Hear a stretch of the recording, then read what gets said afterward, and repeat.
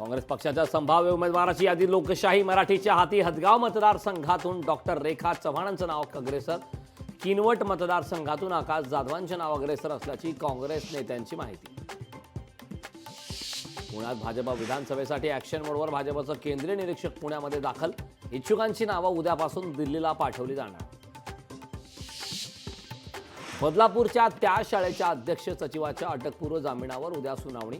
बदलापूर अत्याचार प्रकरणात मुंबई उच्च न्यायालयात होणार सुनावणी.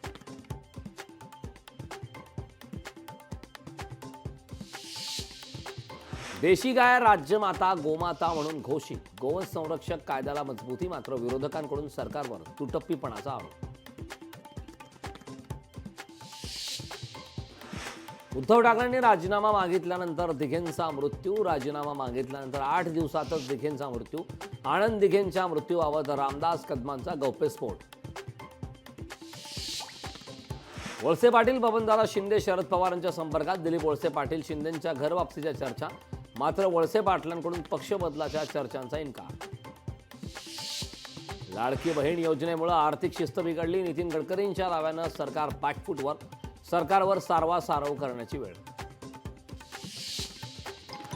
विदर्भात मोठे उद्योग घ्यायला तयार नाहीत. उद्योजक जमिनी विकत घेतात, प्रकल्प सुरू करत नाहीत. गडकरींकडून विदर्भातील गुंतवणुकीबाबत चिंता. लोकशाही मराठी ऐका, पहा, जागरूक रहा.